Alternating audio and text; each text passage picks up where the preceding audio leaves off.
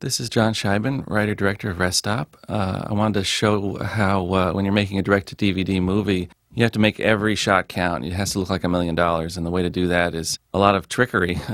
We shot, for example, here's the bathroom explosion, and this is a video shot by one of the camera crew, so you can actually see what happened. Of course, when you're there, it was as impactful as this shot is, and you can see we overcranked it. We put a stunt girl on the roof, and it looks spectacular. You combine that, we ran 2 cameras actually, and here's the second camera. And in the editing room, you put that together. Both shots are with the stunt girl. We had 1 take. Obviously, we couldn't do more than 1. Here's the real actress. We put her on the roof, and through the magic of editing, you make the illusion that she's there. And then we shot this next piece on a soundstage and put that in so we could see her reaction, etc. And you get a spectacular scene. Here's the car crash, for example, when the trucker runs into Nicole. This was the first piece we shot, which, as you can see, when you see it this way, the truck doesn't actually hit the car. We just blew out the window at the same time that the truck approached. That's the real actress, Jamie Alexander. And then we did the car 3 times. Here's Jamie, and we just position her, and she just runs, and you drive through a little slower speed so that you're not going to hurt anybody. And here was a faster speed version without any actress or stunt, and here's another angle of that one. And then when you cut it all together, it looks like it's a much bigger, more exciting, big movie moment. Of course, music and sound effects, when you put that all on it, it all contributes to the experience. We used every bit of footage. When you're making a direct-to-DVD, you find yourself using as much good stuff as you can. But it can work. Here's the infamous tongue. We had 3 tongues. It's a prosthetic. It's fake teeth and tongue. You can see there. Oftentimes you try these things and they don't work quite as you want them to. We used a piece of that take, as I recall. We used a piece of this take, as I recall. The first one was video, because Nicole sees this on her video camera, so we used some of that. Jamie Kellman, the man who created the makeup, is actually dressed as the driver and is operating the pliers there and doing the cutting. And the poor actor, Joey Mendocino, has to breathe through a nose full of blood, which is rather scary. But it's a matter of finding those pieces in these shots that can really work to make it as horrifying as possible. I think we used pieces of every take. We had 3 tongues, as I said. That one, the blood wasn't great, but the cut was pretty good. And here's a nice little moment, show him his tongue on his chin. Very good. But when you see it cut together, you can see how a little bit goes a long way, and you can make it look quite horrific with the footage we had.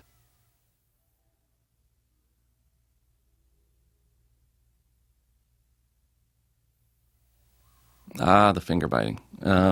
Again, it's a matter of getting pieces and knowing what pieces you need to make the sequence work. This is a real finger. This is Tawny, the photo devil's finger. And this is the fake finger, which was built with blood, etc., inside. The driver here is having a little trouble biting it off, and one thing you have to do is look for those pieces that look real and cut around those pieces that don't. Here was a piece that we didn't use in the film, but we all kind of loved when he kicks the finger away. And you can see now when we put those pieces with Jamie's performance, how you can really sell the actual biting of a finger. And of course, the one thing that always sells effects is performance, and Jamie there's pain is what really sells that. These were done at different times, obviously, at even different days. That's what's exciting about the editing process.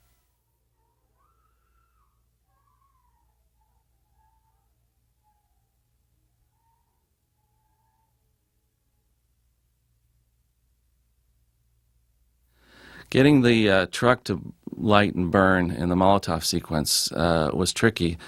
You can see the pieces we shot. And here's actually one of the physical effects supervisors doing the throw to get that hood to light. It was a problem. It was a windy day, and it's just a tricky thing. So we did it a number of different versions, different ways. There's one without fire at all, and when you cut it together, you can see how the pieces can fit into a sequence and give the illusion that all this happened in reality. Tus tráilers. I think it worked pretty well. Visita mi canal. Driving over the legs was tricky. Joe Lawrence, the actor, is actually, his legs are underneath a steel plate buried in a hole in the ground, and those are fake legs.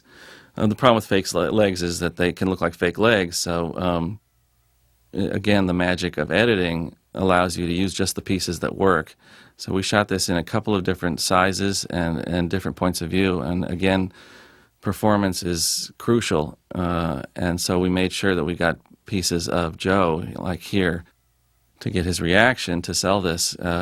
This, for example, is a shot done with a long lens that compresses the truck and the actor, so it looks like it's a lot closer, and you can see when you cut together, it gives the illusion that it's running over the man's legs.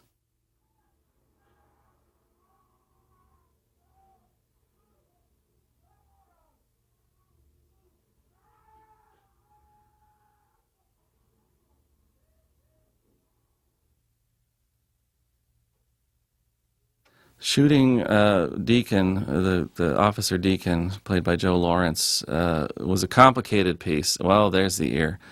We didn't use the ear in the movie, and you just have to make these judgment calls. You try things on the set, you do as much as you can, and then when you get in the editing room, you decide. His head is on a pipe that's a fake piece of floor, and there's a pipe beneath his head that sprays blood with an air cannon. She was shot on a different day, and that was just a paintbrush with some fake blood splattered on her face. And again, performance really sells the effect. She really delivered there, and you feel the pain of it without even seeing it, which makes it even worse when you actually see the second shot. This, and also Joe's performance, just sells the pain of it all. And it's a very short piece of film we used ultimately for that shot, but you can see how it sticks in your mind because of the intensity of the moment. The drill in the leg. This is a fake leg, and when you never know how things are going to work on the set, and so you're trying. And in this case, the blood bag inside the leg was not working. So you try things, you come up with different versions. We had amazing prop and makeup people, so they did have actually a fake drill. This is a fake bit, and that's the real actress's leg. It's Deanna Russo. And that drill sprayed blood, and then the drill bit falls out. So that's a take. Actually, we did use a piece of that. Here we got the blood bag to work, and as you can see, at a certain point, it does start to look fake, and so those are the pieces you don't use. You just have to make these judgment calls when you get into building a sequence. We did so much blood work on that bus. It was actually parked on a soundstage at the studio. When they moved the bus, there was a giant blood stain on the floor. It looked like a mass murder had happened there. Tus tráilers. Visita Deanna's mi performance also is what sells this. I mean, here, that is the real actress and a fake drill bit, but a real drill. And it's not even going in her leg, but it really works, because, especially if you use the right amount of footage, it really works to sell what's happening. This was the staple in the foot. Jamie Kellman, the makeup supervisor, came up with that device. It's actually just a fake staple that the staple gun deposits on there, but with the right sound effect and a little scream, it looks pretty painful. And we did hours of this, the poor actors. That's a blood knife. We weren't 100% happy with how that looks. We only used a small piece of that. It just kind of sprays blood as it goes.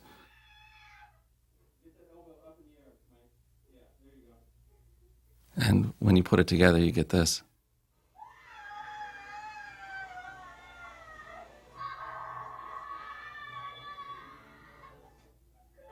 Fun.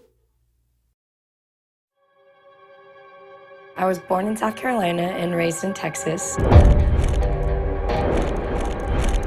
I wrestled in high school. I ran track. I lived on a lake, actually, so I really enjoyed going out there with my parents on our boat. Not the best swimmer, think I made the decision to come out to LA when I was a junior in high school. I just packed up my mom's little Acura Integra, 93 Acura Integra, moved out, and it was scary. It was very scary, but I knew that this is what I wanted to do. I think I knew when I was 3 years old that I wanted to be an actress. Of course, when I was 3, I also wanted to be a doctor, a pilot, you know, an artist, everything, you know. But there was always something in me that I loved being in front of people and performing. I actually got kicked out of high school theater because I couldn't sing, and they did a lot of musicals and those type of things. So, but you know, that didn't really set me off. You know, I still was like, I'm still going to do it. So when I got to LA, I did go through some training at first, which I can't say I liked the first acting class I went to, because it really, if you're not careful, I think if you choose an acting class, it can mess with your head and it doesn't really help you. It just kind of breaks you. The first few months that I lived in LA was, they were miserable. I cried a lot. I wanted my parents. I didn't know anybody here. I didn't really have a place to live right off the bat.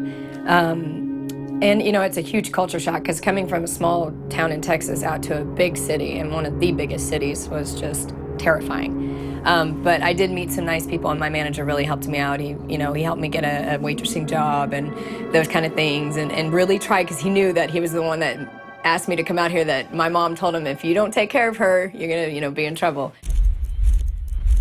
For the first year and a half that I was here, I didn't do so well. Like, I was going in and out of acting classes, I was confused, but really all I needed was somebody to tell me, you can do it, you're really natural at it. And so once I got into a class that she let me, you know, my teacher, Janet Alhanti, let me do kind of whatever I wanted and let me experiment with my talent, I realized that it was in me in the beginning. I just didn't realize, and I think that you really have to go off your natural instincts with this profession. The first job that I actually got out here was it was a movie called The Other Side. It's something that I was helping a friend of mine cast, and they ended up liking me for the part because I had been in the room every single day reading with these other girls, and you know, and I really just wanted to get a perspective of casting, like what it looks like, you know, outside coming in. And so I actually ended up getting the part. It didn't pay. But I did get to go to Atlanta, Georgia, which I love, you know, the South, so I was, you know, gung-ho for that. But now it's doing okay, so it's, you know, that was my first role, and to tell you the truth, I had no idea what I was doing at all. Like, I was, you know, pretty much just saying the lines how they came to me, and I didn't really create a character or anything, but it ended up turning out pretty good. I got into an audition for Rest Stop through my agency, and I went the first time and wasn't put on camera. And so I thought nobody's ever going to see me, which I think it was a blessing in disguise, because I don't think that first audition was that great. And then I got called back, and when I walked into the room, I just got such a great vibe from everybody. And so I started, you know, did the audition, talked with, you know, everybody, and I didn't know who the director was from the producer. Everybody was just sitting in a line, and I didn't know who anybody was. And it was just a great experience. And I actually found out that I got the job right at the audition. They kind of slipped and they're like, "Are you excited?" And I'm like, "Wait a second, do I have the job or don't I?" Nicole and I, we grew up in the same area. Her town and the story and my town are 15 minutes apart, which is kind of strange. We grew up the same way, except that I think she comes from money and I didn't. So that was the only difference that we really had. The whole thing about coming out to California, it's very similar. So it wasn't very hard for me to find a place to come from because I already had it. So it was less work for me, which I was happy about. She's just sitting there like, and I'm like, "Oh man, are you okay?" She's like, "Yeah." I'm like, "Oh yeah, you do that every day." Never mind. Going onto the set the first day, I was so nervous, I can't even tell you. I was like, "Don't screw this up." So you say MF right when I scream, and then you say son of a bitch, and then you open the door, son of a bitch, and just working with John Scheiben, I can't even tell you, for this to be my first big role and to have someone like him by my side during this whole film was probably the best thing that could have ever happened to me, because he would always come up to me and I'll be like, "I'm a little nervous about this." He'd be like, "Me too, it's my first one," or "My first time to do this or that." And so it really, you know, it made me feel like I was like on an equal plateau with him. When Jamie Alexander walked in the door and spoke her first word, I literally said to my partner, "This is her." I knew we needed somebody who could be vulnerable, yet strong, who we would be rooting for, who we'd fall in love with. It's gross. I feel like I'm lucky enough to get her first major role, and after this, she'll be too big a star to work with me. Cases for my shot. Working with Joey Mendocino was so much fun. He's kind of like that guy that if you could clone him, that would just be perfect. Okay. He really helped me be comfortable in a lot of scenes. He's very natural, and so am I, so it really helped. Hey! You asshole! We would improv a few things, and some of those things that we'd improv ended up in the film. Way to be screaming at it. You see that? Working with Joey Lawrence was just awesome. I mean, I've been a fan of his since I was little. I used to watch Mom Blossom. Are you sure that was the truck? Because I gotta look at the front end beside the damn thing. That's the truck. He took my boyfriend. I'm not lying to you. He tried to kill me. You saw the car. He's also very talented. You know, his thing is he doesn't do a lot physically. It's a lot of his eyes. For her, it's really about the craft and about breaking down the moments and about really developing a four-dimensional character. And I think that's extremely cool.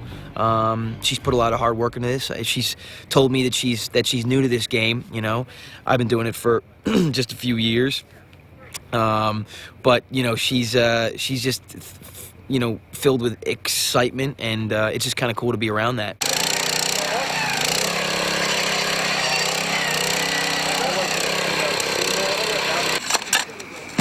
Working on Rest Stop, it being such a graphic film, it was hard. I'm not gonna lie. Just being around all of it, it helped me be more in the moment because I was covered in stuff that felt like blood. It was color, it was sticky. It was gruesome, it was hard. It was really hard to be there. I think I'd get used to it after a couple weeks, but I didn't. I mean, every time I'd see something new, I was like, whew.